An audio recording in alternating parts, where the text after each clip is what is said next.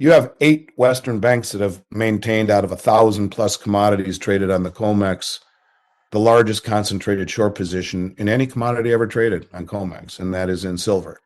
Why? That's a question that should be asked more than anything. Of course, you don't have any journalistic integrity anymore in the media, so they don't ask why. Why would JP Morgan be allowed to be the custodian of the world's largest silver trust, SLV and GLD, but SLV, after paying the largest fine the Justice Department ever handed out of $920 million for spoofing or manipulating the silver market? Now, many people thought they should have been brought up on RICO charges. People should watch Chris Marcus' Arcadia Economics channel and Google the podcast he did with Bart Chilton, who was the former CFTC commissioner, where he talks about this, admits a lot of this stuff I'm saying, and he dies a week or 10 days later. Now, could have been, they say it was natural causes. Maybe, probably was. I'm not saying there's a link between it, but he spoke out to what JP Morgan has done in the market. Something explosive is unfolding behind the scenes of the global markets, and hardly anyone's talking about it. Andy Schectman warns we've entered a silent silver war, a battle waged not with bullets, but with paper contracts and manipulation. Right now, 8 Western banks hold the largest short position in any commodity in COMEX history, and that commodity is silver. Even after paying nearly a $920 million fine for market rigging, JP Morgan still controls the world's biggest silver trust, SLV. Schectman calls this the greatest cover-up in modern finance, a war for monetary power playing out in real time. Business over the last few months has been parabolically higher than it had been any time since the pandemic. As Rick Rule would say, always, again, using Rick's comments, which I've copied, I've been friends with him for 25 years, is that from the average allotment or allocation of gold and gold-related equities from Joe and Jane Sixpack to the Harvard Endowment Fund is less than 0.5%. Now, the interesting thing is that the Harvard Endowment Fund just spent, I don't know, between $100 and $200 million on gold recently. Things are changing, but it's at that level that we're seeing the majority of purchases. During the silver squeeze, everyone and their sister and brother was calling us, and we were doing, 1,500 orders a day. Now it's a fraction of that, maybe 500, but much bigger in scope. You have people who are scared that the realization that things not only are messed up politically, geopolitically, morally, socially, even take your pick, go down the line, but that the dollar's in trouble. We can't even agree to keep the government open through things that, I'm not going to talk politics here. I have strong views on it, but it usually ends up being too polarizing. So we'll just simply say we're at a place where people who have worked all their lives to obtain money realize that it's easier to make it than it is to keep it. And so we've seen a big rush into metals lately, but that's still, look at what I said at the beginning, record allocation to the equity market by the public, record speculation through options and leverage through margin, all-time highs across the board. And at the same time, this month alone, we've already seen almost 59,000 gold contracts. 59,000. So it's 58,639 as yesterday times 100, 500, 5,863,900 ounces of gold have already been delivered on COMEX this month. Every single month we're seeing this kind of volume. That's never happened before. No one ever stood for delivery, ever. Less than 1% of contracts always stood for delivery on COMEX my whole career. And I've been screaming as loud as I could since 2020, since I got on YouTube, saying things were changing, that we have been seeing the constant offtake of metal through family offices and hedge funds under the title that came out of nowhere in 2020 called the Others. This is the Commitment of Traders report that is published by the Commodity Exchange. It was usually just two-sided, the commercials, which commercial banks, and the specs, the hedge funds. And they were zero-sum game. It would show the positioning, it shows the positioning of the biggest traders. Then out of nowhere, this third group of reportables pops up. They call it the Others. I expect this is hedge funds and family offices. They start taking huge deliveries off the exchange. Central banks have been doing it since 2017, but they have friends and wear different hats. And these are hedge funds, and private family offices, and sovereign wealth funds. And then you're seeing the same thing with the central banks. But you're seeing, never saw it here in the US. We've been net exporters of gold forever until November when Trump won the election. We've become, if not the largest importer of gold in the world, all of a sudden. Who's doing it? Why is no one talking about it?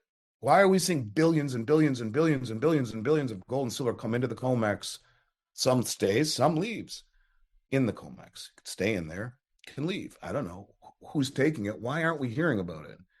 Why is there no mention of this on the media? I talk about it every day, but at that level, it's the people far above you and I and everyone else in this room who are the ones that have been buying it. The institutional traders, the sovereign wealth funds, the central banks. But to see it happening at this level, where you get the chief investment officer of Morgan Stanley now saying, instead of it being a 60-40 split between stocks and bonds, as Wall Street has used for 50 years, that was a typical portfolio. And in an interest rate environment that's going straight down since 1982, that would have done well. 60 stock, 40 bond.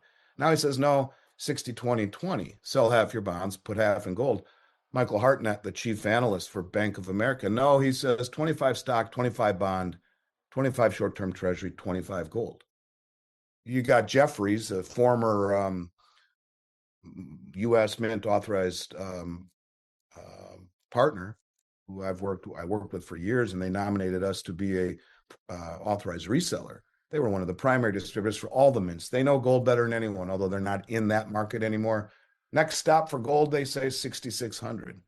You got Jamie Dimon talking about it. You have Goldman Sachs talking. Everyone's talking about it at the ultra high level. Those people have been doing it, but the public, no, they're still anesthetized. But like I said, if it's a 0.5% and it goes to 2%, well, that's a fourfold increase in demand. And guys like Keith would notice it.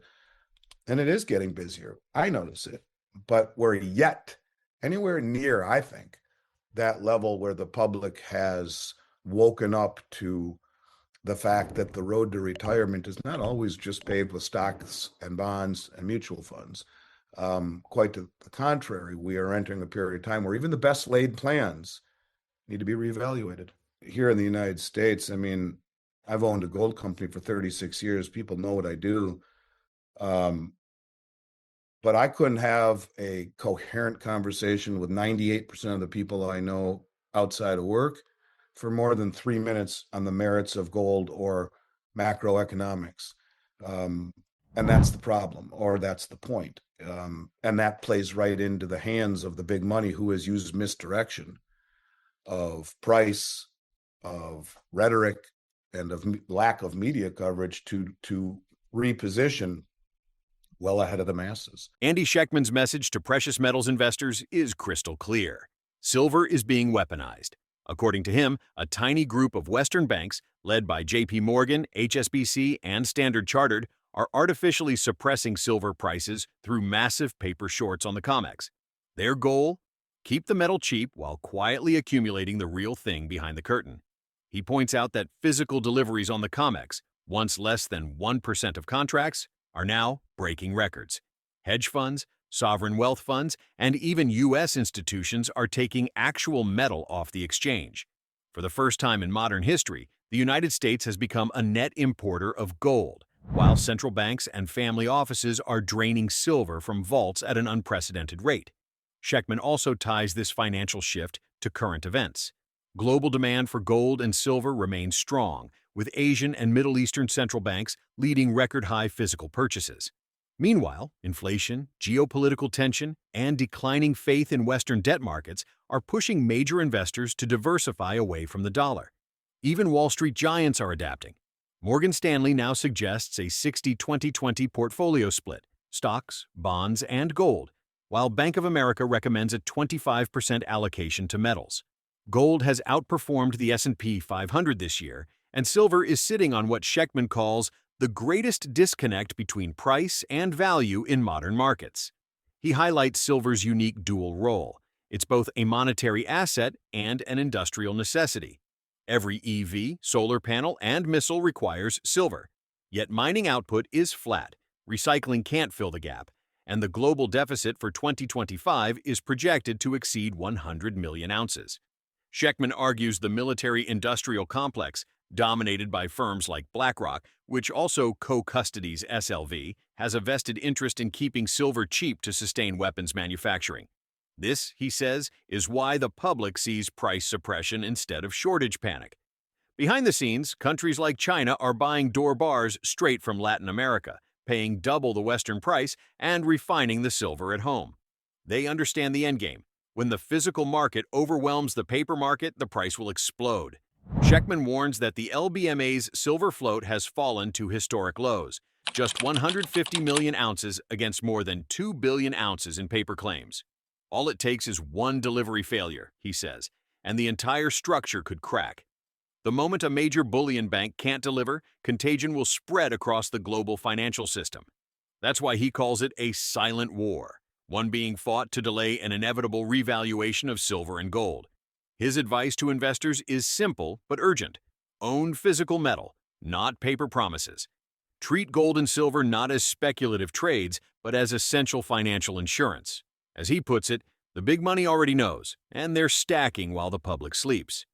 And that's why I've been screaming for 5 years now, going on 6, that the big money is accumulating physical metal, standing for delivery. You look at almost 40 nations have brought their gold back from the Bank of England and the New York Fed.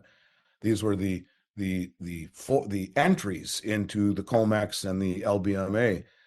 Why repatriate it? Why bring it home? Why go on a massive buying spree? Why reclassify gold, in essence, as a high-quality liquid asset or a Tier 1 asset, the way they treat it as a Tier 1 asset? Why are we seeing all of these things, and yet the public doesn't understand it? Is because, well, people who watch guys like you and I have seen it, but the rest of the world, they don't see it because they're following a mainstream media that has completely blackballed it and ignored it. Maybe that's maybe that's on purpose.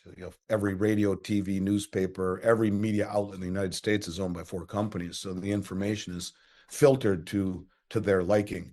And there's a fine line between conspiracy and reality. I'm not trying to sound like a nut job, but it's true. I mean, you're going to ask yourself, why is it that gold has outperformed everything? How about this one? Gold has quadrupled the performance this year of the S&P 500 in the midst of the greatest AI tech boom in history, right up there with the advent of the internet in terms of significance.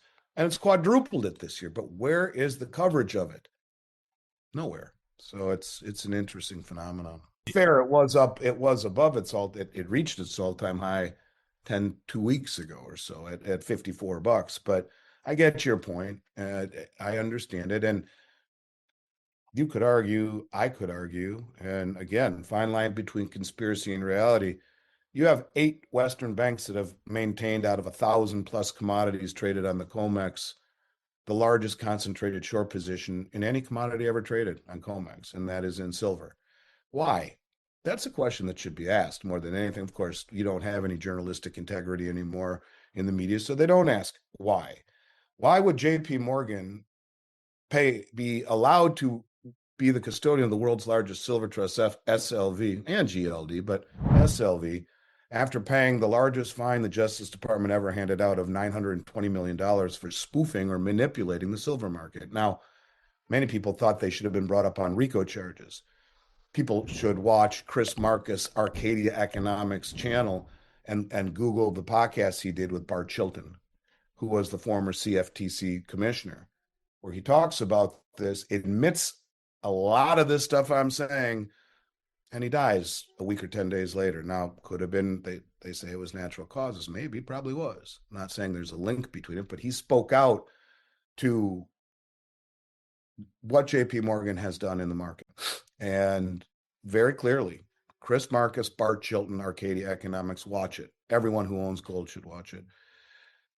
And silver. But the thing is this, the why to me is fairly easy if you have an open mind, and that is that the military industrial complex needs massive amounts of silver to manufacture high-tech weaponry. Go to silverwars.org and you'll see how much they need. They used to publish it within the supply demand figures from the Silver Institute. They now omit it. We've had over a 200 million ounce shortfall between supply and demand for 5 years running. The military industrial complex is running the country, running the world in the respect that they're the ones who are making these decisions. In essence, this is what we were warned about a long time ago, but they make high tech weapons and sell them around the world. Who owns the majority of the weapons manufacturers? Well, that's BlackRock. Who's the other primary custodian of SLV with JP Morgan? Oh yeah, that's BlackRock. There's a 81 or 2 million share short position right now in SLV, which drives the paper price down, and then they go in and take it and do what with that the money? Do they buy physical? What do they do with it? I don't know. We'll have to figure that out later. We don't have enough time to talk about it. But my point is this.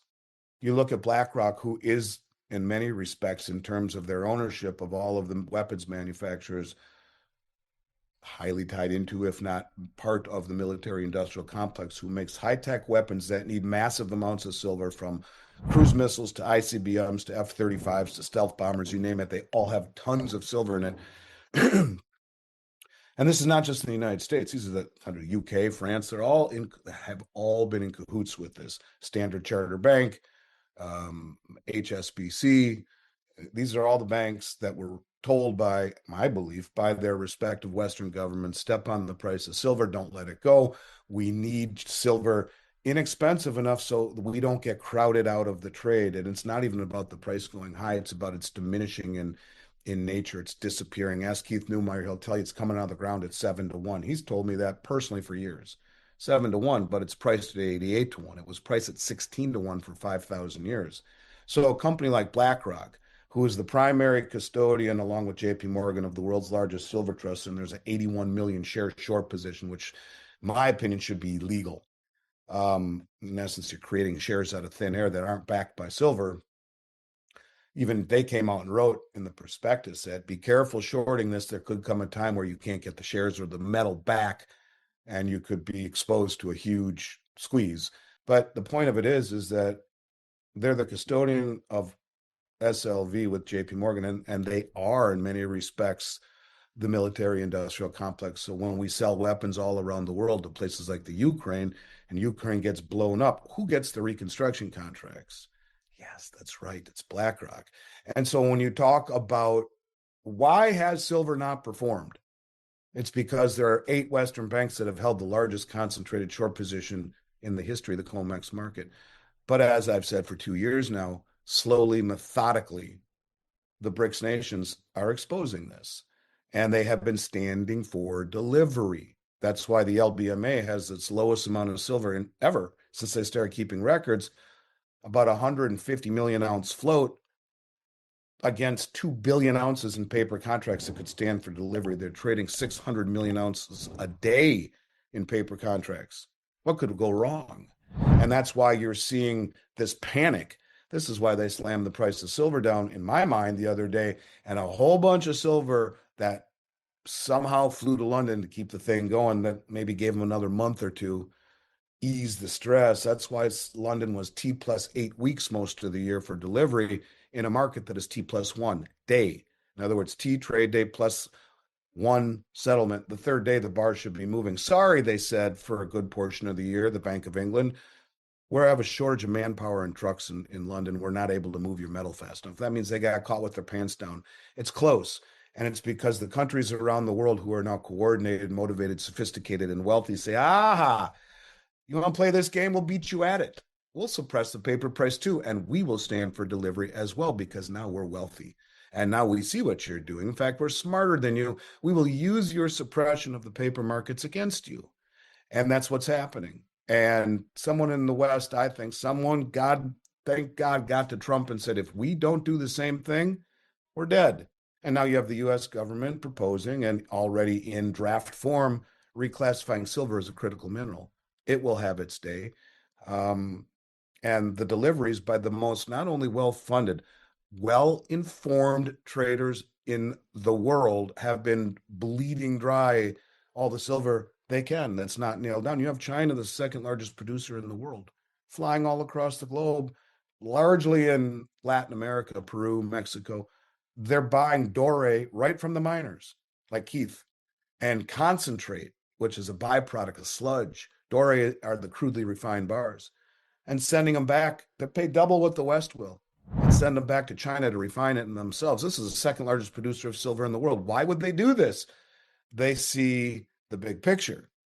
And they've been using the stupidity and our hubris of suppression, keeping the military industrial complex able to get silver without the world rushing to get it, knowing its true value, looking at it as why the hell wouldn't it go up in the face of all of this craziness and inflation and blah, blah, blah. They know that. So they step on it, make everyone say, see, it's a piece of crap. Don't buy it. Right. That's right. Until the suppression ends. And one of these banks that have been shorting breaks ranks to cover, and the whole thing blows apart, or worse yet, a failure to deliver. You see a failure to deliver in London on one of these major banks. These banks aren't just bullion banks. They have their fingers in every financial pie across the globe, and the contagion, the systemic reaction would be very dangerous. So yeah, silver will have its day. The only way you can manipulate a market for a very long period of time is to push it in the direction that it is going. And they've been able to do that quite handsomely for a long time until all of a sudden we're the most well-funded and well-informed traders across the globe, including here in the United States, understand the significance of standing for delivery instead of rolling forward paper promises. And I think we're at that point right now. So here's the question every investor should be asking. When the paper system breaks, will you be holding paper or metal? Andy Schectman believes the silver war is already turning hot, and that the next major failure to deliver could trigger a historic price shock. Gold and silver aren't just hedges anymore. They're escape hatches from a crumbling paper empire. The world's wealthiest institutions are moving first. The rest of us still have time, but not much. If you found this breakdown valuable and want to stay ahead of the next move in precious metals markets, hit subscribe, turn on the notification bell, and share your thoughts below. Will silver finally break free, or will Wall Street suppress it again? Your voice matters, and your awareness could be the edge that prepares you for the reset that's already begun. Because when the fireworks start, those holding real silver will be the ones left standing.